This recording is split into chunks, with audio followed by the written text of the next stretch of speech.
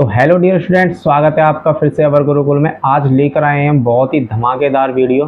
तो इसमें हम करने वाले हैं इंपॉर्टेंट क्वेश्चन जो कि OMR सीट में 20 नंबर के पूछे जाते हैं। तो शुरुआत करते हैं उन क्वेश्चनों की। तो फ्रेंड्स, स्वागत करते हैं हम। तो देखो, पहला क्वेश्चन, प्रकाश संश्लेषण क्रिया में ऑक्सीजन गैस निकलती है। तो प्रकाश संश्लेषण क्रिया में ऑक्सीजन गैस कहाँ से निकलती है? कार्बन डाइऑक्साइड से, जल से, या वायु से, या पर्णहरित के विघटन से। तो कहाँ से निकलती है? जल से। जल वाष्प के रूप में ऑक्सीजन गैस निकलती है। प्रकाश अभिक्रिया, सेकंड क्वेश्चन क्या कहता है? प्रकाश अभिक्रिया होती है। प्रकाश अभिक्रिया कहाँ पे होती है? माइटोकॉन्ड्रिया में, हरित लवक के ग्रेना में, राइबोसोम में, या हरित लवक के स्ट्रोमा में। तो कहाँ पे होती है? इसका ऑप्शन नंबर डी सही, हरित लवक के स्ट्रोमा में ये अभिक्रिया होती है। तीसरा क्वेश्चन क्या कह रहा है? तीसरा क्वेश्चन कह रहा है क्लोरोप्लास्ट के ग्रेना में बनते हैं। क्लोरोप्लास्ट के ग्रेना में क्या क्या बनते हैं? एटीपी तथा NAD2H, एटीपी तथा ग्लूकोज। ऑप्शन सी है एटीपी तथा NADP2P2.2H, या फिर ऑप्शन डी है उपयुक्त सभी। तो इसमें क्या बनते हैं? एटीपी तथा NADP.2H इसमें बनते हैं। क्वेश्चन नंबर 3, क्लोरोफिल अवशोषित करता है। क्लोरोफिल क्या अवशोषित करता है? जल, खनिज लवण, प्रकाश ऊर्जा, या ऑक्सीजन। तो क्या करता है? ये करता है प्रकाश ऊर्जा को अवशोषित करता है। क्लोरोफिल का काम क्या है? कि प्रकाश से ऊर्जा लेना। ठीक है। क्वेश्चन नंबर 5, क्या कह रहा है? हरित लवक के स्ट्रोमा में कौन सी क्रिया होती है? तो हरित लवक के स्ट्रोमा में कौन सी क्रिया होती है? प्रकाशीय अभिक्रिया, अप्रकाशीय अभिक्रिया, या ए और बी दोनों, या उपरोक्त में से कोई भी नहीं। तो इसमें होती है बेटा प्रकाशीय अभिक्रिया। ऑप्शन नंबर ए सही हो जाएगा। कौन सा ऑप्शन? ए सही हो जाएगा। ठीक है। क्वेश्चन नंबर 6 क्या है? पादपों में वायु प्रदूषण कम करने वाली प्रक्रिया कौन सी है? पादपों में वायु प्रदूषण कम करने वाली प्रक्रिया श्वसन, प्रकाश संश्लेषण, या वाष्पोत्सर्जन, या प्रोटीन संश्लेषण। तो पादपों में वायु प्रदूषण कम कौन करता है बेटा? तो ये करती है हमारी प्रकाश संश्लेषण अभिक्रिया। क्या करती है? प्रदूषण कम करने का काम करती है। ठीक है। क्यों करती है? क्योंकि प्रकाश संश्लेषण में क्या होता है? जो हमारे पौधे होते हैं उन्हें क्या चाहिए? CO2 चाहिए होती है। क्या चाहिए होती है? CO2। और CO2 जब वो लेगी तो हमारे वायुमंडल से CO2 कम हो जाएगी, जो कि प्रदूषण मुक्त हो जाती है। ठीक है। अगला क्वेश्चन क्या कहता है? अगला क्वेश्चन कह रहा है पायरोवेट के विखंडन से यह कार्बन डाइऑक्साइड जल तथा ऊर्जा देता है और यह क्रिया होती है। तो पायरोवेट के विखंडन से कार्बन डाइऑक्साइड जल तथा ऊर्जा देता है। तो ये क्रिया कहाँ पे होती है? ये क्रिया होती है बेटा माइटोकॉन्ड्रिया में। ठीक है। तो यह क्रिया कहाँ पे होती है? माइटोकॉन्ड्रिया में। अगला क्वेश्चन क्या कहता है? स्वपोषी पोषण के लिए आवश्यक है। स्वपोषी पोषण के लिए क्या आवश्यक होता है? कार्बन डाइऑक्साइड तथा जल, क्लोरोफिल, सूर्य का प्रकाश, या उपयुक्त सभी। तो स्वपोषी पोषण किस में होता है? पौधों में होता है। तो वहां पे प्रकाश संश्लेषण अभिक्रिया होती है। प्रकाश संश्लेषण अभिक्रिया इनमें देखो कार्बन डाइऑक्साइड की भी जरूरत पड़ती है, जल की भी जरूरत पड़ती है। ठीक है। क्लोरोफिल की भी जरूरत है, सूर्य का प्रकाश भी जरूरी है। तो इसका मतलब ऑप्शन नंबर डी सही है हमारा। क्या हो जाएगा? उपयुक्त सभी। ठीक है। तो अगला क्वेश्चन देखो, 9th क्वेश्चन है, निम्नलिखित में से कौन विषमपोषी नहीं है? विषमपोषी फफूंदी, फीताकृमि, यीस्ट, या मनी प्लांट। तो विषमपोषी कौन में से कौन विषमपोषी नहीं है? तो कौन विषमपोषी नहीं है? अब ये पूछ रहा विषमपोषी नहीं है। विषमपोषी का मतलब क्या है? कि जो जीव, ऐसे जीव जो दूसरे के ऊपर क्या है? डिपेंडेंट होते हैं। ठीक है। तो दूसरे के भोजन पे क्या है? वो डिपेंडेंट है। अब इसमें फफूंद है। फफूंद क्या है? दूसरे के ऊपर डिपेंडेंट है। यीस्ट भी किसके ऊपर है? दूसरों के ऊपर डिपेंडेंट है। फीताकृमि भी दूसरों के ऊपर डिपेंडेंट होता है। लेकिन मनी प्लांट आ गया पौधे, और जो पौधे होते हैं बेटा वो किसी पर निर्भर नहीं होते। तो विषमपोषी नहीं है। तो ये मनी प्लांट कैसा है? ये समपोषी है। ठीक है। तो हमारा आंसर क्या होगा इसमें? डी। अगला क्वेश्चन क्या है? आहार नाल की सीक। अगला क्वेश्चन क्या है? आहार नाल की। तो देखो क्वेश्चन नंबर 10 क्या कह रहा है? आहार नाल की सी के आकार की संरचना है। क्या है? अमाशय, ग्रहणी, ग्रसनी, या कृमि रूपी। देखो क्या है यहाँ पे? ऑप्शन नंबर बी ग्रहणी हमारा सही हो जाएगा। ग्रहणी क्या होती है? हमारी सी आकार की वलय होती है। ठीक है। 11th क्वेश्चन, मनुष्य में ग्रास नली की लंबाई क्या होती है? तो ग्रास नली की लंबाई क्या होती है बेटा? 25 से 30 सेंटीमीटर की इसकी लंबाई होती है। ठीक है। अगला क्वेश्चन कह रहा है कृमि रूपी परिशेषिका का भाग है। ये कृमि रूपी परिशेषिका किसका भाग है? बड़ी आंत कोलन का भाग है। ऑप्शन नंबर हमारा सी सही हो जाएगा, परिनालिका का बड़ी आंत का भाग है, ठीक है। मनुष्य में दूध के दांतों की संख्या कितनी होती है? दूध के दांत कब होते हैं? जब हम छोटे बच्चे होते हैं, ठीक है, तो उनके दूध के दांत निकलते हैं, वो कितने निकलते हैं? उनकी संख्या होती है 20, ठीक है। तो जो दूध के दांत होते हैं वो 20 निकल के टूट जाते हैं, ठीक है, फिर नए दांत उगते हैं। मनुष्य के प्रत्येक जबड़े में चवर्णक दंतों की संख्या होती है। चवर्णक दंत कितने होते हैं? ये टोटल होते हैं बेटा 12। कितने होते हैं? 12। प्रत्येक जबड़े की पूछा तो प्रत्येक जबड़े में हो जाएंगे हमारे में 6, एक जबड़े में 6, एक जबड़े में 6, तो कितने हो जाएंगे? टोटल 12 हो जाएंगे, ठीक है। नेक्स्ट देखो, ग्रास नली द्वार पर लटकी हुई पत्ती के समान, ग्रास नली के द्वार पर लटकी हुई पत्ती के समान कार्टिलेजी रचना कहलाती है। क्या कहलाती है? एपीफेरेंकिस, एपिग्लोटिस, एल्वियोलाई या श्लेष्मा आवरण। क्या होती है? एपिग्लोटिस। ऑप्शन नंबर बी सही हो जाएगा। क्या हो जाएगा हमारा? ऑप्शन नंबर बी सही हो जाएगा, ठीक है। बेटा यकृत स्रावित करता है। यकृत क्या स्रावित करता है? यकृत स्रावित करता है पित्तरस। क्या करता है? पित्तरस। आहार नाल के पेशीय संकुचन को कहते हैं। आहार नाल का पेशीय जो संकुचन होता है उसे क्या कहते हैं हम? पाचन, क्रमांकुचन, परिसंचरण या अवशोषण। तो क्या कहते हैं भाई? क्रमानुकुंचन, ठीक है। जठर रस स्रावित होता है। जठर रस कहाँ पे होता है? अग्नाशय, छोटी आंत, बड़ी आंत या फिर अमाशय में। कहाँ पे होगा? वो अमाशय में होता है, ठीक है। जो हमारे 3 रस होते हैं वहां पे। नेक्स्ट क्वेश्चन है, ट्रिप्सिन एंजाइम क्रिया करता है। ट्रिप्सिन किस पे क्रिया करता है बेटा? प्रोटीन पे। किस पे करता है? प्रोटीन पे। तो ऑप्शन नंबर ए सही हो जाएगा, ठीक है। निम्न में से विटामिन का कौन सा जोड़ा जल में घुलनशील है? तो कौन सा जोड़ा जल में घुलनशील है? Vitamin A B, vitamin B C, vitamin C के या विटामिन डी बी। तो इसमें हो जाएगा बेटा विटामिन बी सी।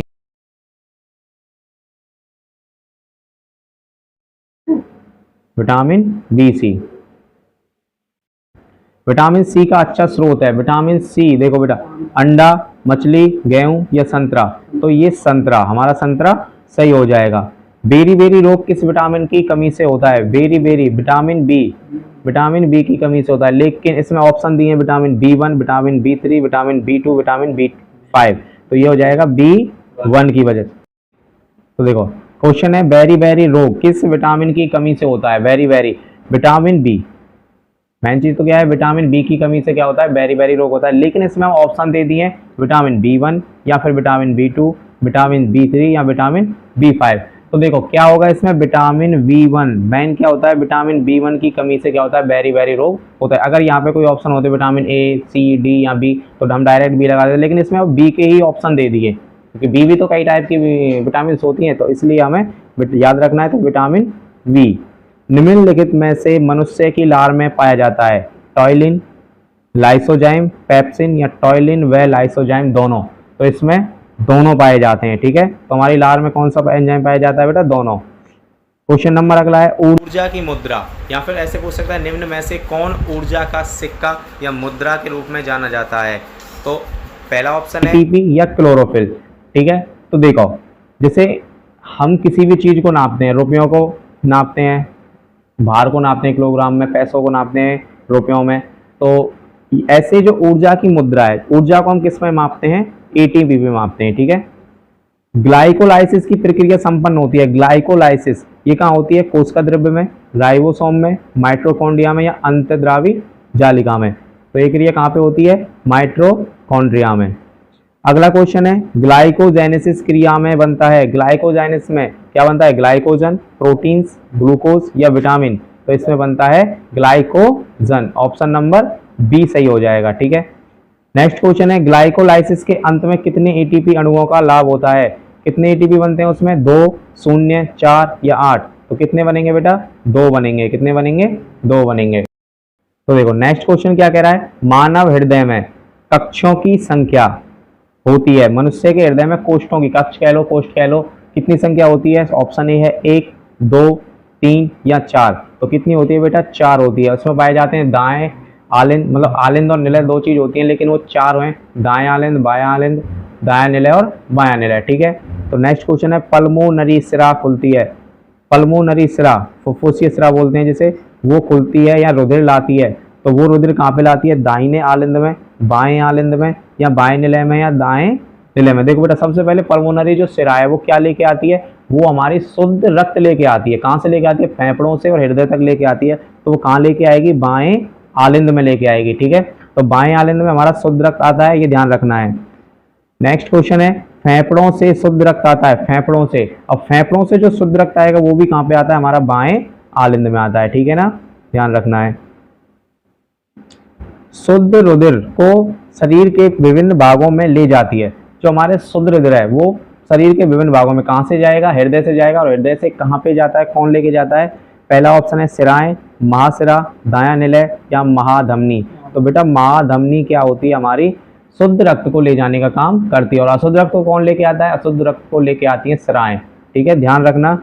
वह कौन सी सिरा है जिसमें शुद्ध रुधिर प्रवाहित होता है? तो पल्मोनरी, ग्रीवा, पोर्टल सिरा या पश्चिमासिरा। तो कौन सी सिरा है, अभी पढ़ा था हमने, पल्मोनरी सिरा। उसमें सिर्फ कैसा रक्त बहता है, शुद्ध रक्त बहता है। और वो कहाँ से कहाँ तक है, सिर्फ फेफड़े से और हृदय तक ही बहता है। ठीक है, क्वेश्चन अगला देखते हैं, वह कौन सी सिरा है जिसमें शुद्ध रुधिर प्रवाहित होता है? तो शुद्ध रुधिर किसमें प्रवाहित होता है? पल्मोनरी, ग्रीवा, पोर्टल। ये दोबारा क्वेश्चन दे दिया, ठीक है, वो ये पल्मोनरी। अगला क्वेश्चन, एक स्वस्थ व्यक्ति में सामान्य रक्तदाब होता है। सामान्य रक्तदाब कितना होता है? Blood pressure 140/80, 120/80, 135/100, 125/110। तो ये होता है बेटा 120/80। ये हमारा नॉर्मल रक्तदाब है, सामान्य। हम इस पे मतलब कि कहते हैं कि नॉर्मल है बीपी, तो वो हमारा होता है 120 या 80। रक्त का लाल रंग किस पदार्थ की उपस्थिति के कारण होता है? जो हमारे ब्लड में लाल रक्त जो बनता है, लाल रंग दिखाई देता है, वो किसकी वजह से बनता है? हीमोग्लोबिन, न्यूक्लिक अम्ल, विटामिन सी या पोटेशियम। तो होता है हमारा बेटा ऑप्शन नंबर ए, हीमोग्लोबिन की वजह से। ठीक है, नेक्स्ट क्वेश्चन, लसिका में नहीं पाई जाती। देखो लसिका में क्या नहीं पाई जाती है? आरबीसी मतलब लाल रुधिर कणिकाएं, लिम्फोसाइट, श्वेत रुधिराणु या उत्सर्जी पदार्थ। तो लसिका में क्या नहीं पाए जाते हैं, हमारे पास लाल रक्त कणिकाएं नहीं पाई जाती हैं, लाल रुधिर कणिकाएं नहीं पाई जाती, क्योंकि लसिका का रंग लाल नहीं होता, उसका व्हाइट पाया जाता है हल्का, तो इसलिए हमारी लाल रुधिर कणिकाएं उसमें नहीं पाई जाएंगी। नेक्स्ट क्वेश्चन है, पौधों में पत्तियों तक जल एवं खनिज किसके द्वारा स्थानांतरित होते हैं? या फिर ऐसे भी क्वेश्चन आ सकता है, पौधों में जल का परिवहन होता है।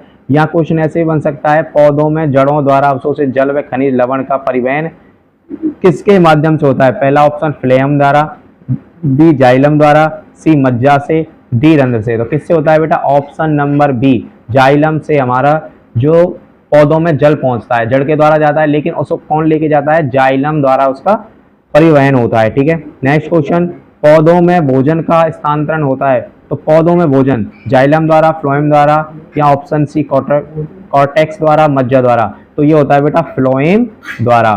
ठीक है, नेक्स्ट है, डिक्सन एवं जॉली संबंधित है। देखो नेक्स्ट क्वेश्चन देखते हैं, डिक्सन एवं जॉली संबंधित है रसारोहण से, परासरण से, अवशोषण से या विसरण से।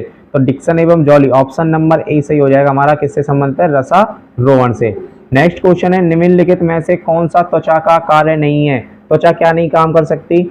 संवेदना, सुरक्षा, उत्सर्जन या लैंगिक लक्षण। तो हमारा ऑप्शन नंबर सी सही हो जाएगा, लैंगिक लक्षण। तो ये नहीं होंगे, क्योंकि देखो त्वचा संवेदना का काम करती है, सुरक्षा का काम करती है, उत्सर्जन भी का भी काम करती है, लेकिन लैंगिक लक्षण का काम वो नहीं करती है। ठीक है, अगला क्वेश्चन देखते हैं, मनुष्य में दुग्ध ग्रंथि रूपांतरित रचना है। तो मनुष्य में जो दुग्ध ग्रंथि है वो रूपांतरित रचना है। या फिर क्वेश्चन ऐसे पूछ सकते हैं, कौन सी त्वचीय ग्रंथि स्तन ग्रंथि रूप में परिवर्तित होती है? श्वेत ग्रंथि, तेल ग्रंथि, लार ग्रंथि या जठर ग्रंथि। तो बेटा कौन सी होती है? श्वेत ग्रंथि होती है, ऑप्शन नंबर ए सही हो जाएगा। ठीक है, नेक्स्ट क्वेश्चन देखो, अमोनिया का यूरिया में परिवर्तन करता है। अमोनिया का यूरिया में कौन परिवर्तन करता है? अग्नाशय, यकृत, अमाशय या वृक्क। तो कौन करता है बेटा? हमारा ऑप्शन नंबर डी, वृक्क करता है। ठीक है ना, वृक्क मतलब किडनी। कौन करती है? किडनी इस काम को करती है। क्वेश्चन अगला देखो, मनुष्य में वृक्क एक तंत्र का भाग है जो संबंधित है, या फिर वृक्कों का कार्य संबंधित है पोषण से, श्वसन से, उत्सर्जन से या परिवहन से। तो वृक्क किस काम को करते हैं? किडनी किस काम को करती हैं? उत्सर्जन का काम करती हैं। ऑप्शन नंबर सी सही हो जाएगा। ठीक है, नेक्स्ट क्वेश्चन देखते हैं, गर्मियों के दिनों में किस कारण दोपहर में पौधे मुरझा जाते हैं? तो किस कारण मुरझाते हैं? ऑप्शन नंबर ए, वाष्पोत्सर्जन की कमी के कारण, वाष्पोत्सर्जन की अधिकता के कारण, प्रकाश संश्लेषण की कमी से, और लास्ट ऑप्शन है प्रकाश संश्लेषण की अधिकता के कारण। तो बेटा क्या है, वाष्पोत्सर्जन की अधिकता के कारण। जब जब दोपहर का समय होता है तो धूप भी बहुत तेज होती है, उस समय क्या होता है, वाष्पोत्सर्जन जो होता है वो बहुत ज्यादा हो जाता है और हमारे जो पौधे हैं वो मुरझा जाते हैं। तो नेक्स्ट क्वेश्चन है, कूपिका मतलब वायु कोष्टिका पाई जाती है। कूपिका कहाँ पाई जाती है, यकृत में, फेफड़ों में, अमाशयों में या जीभ में। तो कहाँ पाई जाती है बेटा कूपिका, फेफड़ों में पाई जाती है, ठीक है, क्योंकि फेफड़े में जो कूपिका होती है वो ही हमारी वायु का आदान प्रदान करती है। वहीं पे जो हमारी ऑक्सीजन कार्बन डाइऑक्साइड चेंज होती है तो कहाँ पे होती है, कूपिकाओं के अंदर ही होती है, ठीक है। नेक्स्ट क्वेश्चन है, कोशिकीय परिक्रमाओं में ऊर्जा मुद्रा है। तो क्या है, option A mitochondria, option B ATP, option C glucose या पायरुवेट। तो बेटा ऊर्जा मुद्रा तो ऊर्जा मुद्रा ही है, एटीपी ही होगी, ठीक है, कहीं पे भी हो शरीर में। क्रिया जिसमें जटिल कार्बनिक अणु सरल अणुओं में टूटते हैं। तो किसमें टूटते हैं वो, उपचयी अभिक्रिया में, अपचयी अभिक्रिया में, या फिर दोनों में, या सामान्य अभिक्रिया में। तो ये जो काम होता है जटिल कार्बनिक अणु सरल अणुओं में टूटते हैं बेटा अपचयी अभिक्रिया में। ऑप्शन नंबर बी सही हो जाएगा, ठीक है। नेक्स्ट क्वेश्चन, पित्त रस का श्रावण होता है। पित्त रस का श्रावण कहाँ होता है, पित्ताशय में, यकृत में, अग्नाशय में या अमाशय में। तो पित्त रस का श्रावण होता है बेटा यकृत में, ठीक है, क्योंकि पित्ताशय में जो पित्त रस है वो एकत्र होता है, जमा होता है, ठीक है ना, लेकिन श्रावण कौन करता है, यकृत ही करता है, ध्यान रखना। नेक्स्ट क्वेश्चन देखो, केवल जल में घुलनशील होता है। जल में कौन सी विटामिन घुलती है, विटामिन ए, विटामिन डी, विटामिन के या सी। तो विटामिन सी ये क्या है, जल में घुलनशील है, ठीक है। विटामिन ए नहीं घुलेगी, विटामिन के नहीं घुलेगी, विटामिन डी नहीं घुलेगी, तो कौन सी घुलती है, vitamin C. Option number D सही हो जाएगा। चर्मदाह या प्लेग्रा रोग विटामिन की कमी से होता है। चर्मदाह मतलब चर्म का स्किन रोग, जो भी हमारी स्किन पे जो रोग होते हैं वो किसकी कमी से होता है, विटामिन बी1, विटामिन बी2, बी5 या विटामिन बी12। तो ये होता है विटामिन बी5 की कमी से। ऑप्शन नंबर सी सही हो जाएगा, ठीक है। नेक्स्ट क्वेश्चन देखो, एटीपी तथा NADP.2H का निर्माण होता है। ये कहाँ होता है, माइटोकॉन्ड्रिया में, क्लोरोप्लास्ट में, पेराक्सीसोम्स में या फिर लाइसोसोम्स में। तो ये होता है बेटा माइटोकॉन्ड्रिया में, ठीक है। केवल न्यूक्लिक अम्ल या प्रोटीन के बने होते हैं, जीवाणु, क्लोरोप्लास्ट, विषाणु या प्रायांश। तो क्या होते हैं, ऑप्शन नंबर सी, ये विषाणु केवल न्यूक्लिक अम्ल तथा प्रोटीन के बने होते हैं। द्वार कोशिकाएं पाई जाती हैं जड़ों में, रंध्रों में, वात रंध्रों में या इन सभी में। तो द्वार कोशिकाएं पाई जाती हैं सिर्फ रंध्रों में, ठीक है, कहाँ पाई जाती हैं, रंध्रों में। नेक्स्ट क्वेश्चन, मूत्र का निर्माण होता है, कहाँ पे होता है मूत्र का निर्माण, वृक्क में, यकृत में, प्लीहा में या हृदय में। तो ये होता है बेटा वृक्क में, क्योंकि किडनी हमारा काम क्या करती है, उत्सर्जन का काम करती है, वृक्क हमारे उत्सर्जन का काम करती है। तो हमारे जो मूत्र का निर्माण होता है वो कहाँ होता है, वृक्क में होता है। लार में कौन सा एंजाइम पाया जाता है, पेप्सिन, एमिलेज या ट्रिप्सिन या लाइपेज। बेटा एमिलेज, ऑप्शन नंबर बी सही हो जाएगा इसका, ठीक है। नेक्स्ट क्वेश्चन देखते हैं, प्रकाश संश्लेषण प्रक्रम के दौरान क्या, ऑक्सीजन, CO2, जल या ग्लूकोज। तो इसमें देखो बेटा, जब प्रकाश संश्लेषण अभिक्रिया होती है तो क्या बनता है, ऑक्सीजन मिलती है हमें, जल बनता है, ग्लूकोज बनता है, लेकिन CO2 नहीं बनती। पेड़ हमें कभी भी CO2 नहीं देते हैं। तो ऑप्शन नंबर बी सही हो जाएगा, ठीक है। नेक्स्ट क्वेश्चन, किण्वन के बारे में निम्न में से कौन सा कथन सत्य नहीं है। यह ऑक्सीजन की उपस्थिति में होता है, यह प्रक्रम सामान्य यीस्ट में होता है, इस प्रक्रिया में पायरुवेट या पायरुविक अम्ल CO2 इथेनॉल में परिवर्तित होता है, या फिर यह क्रिया माइटोकॉन्ड्रिया में संपन्न होती है। तो ऑप्शन नंबर डी सही हो जाएगा इसमें, यह क्रिया माइटोकॉन्ड्रिया में संपन्न होती है। ये बात कैसी नहीं है, सत्य नहीं है, ठीक है। नेक्स्ट क्वेश्चन, प्रकाश संश्लेषण के दौरान निम्नलिखित में से कौन सी एक क्रिया नहीं होती। तो प्रकाश संश्लेषण में कौन सी क्रिया नहीं होती, क्लोरोफिल द्वारा प्रकाश ऊर्जा को अवशोषित करना, प्रकाश ऊर्जा को रासायनिक ऊर्जा में परिवर्तित करना, कार्बन डाइऑक्साइड का कार्बोहाइड्रेट में अपचयन, ग्लूकोज का पायरुविक अम्ल में विखंडन। तो ऑप्शन नंबर डी सही हो जाएगी, ग्लूकोज का पायरुविक अम्ल में विखंडन।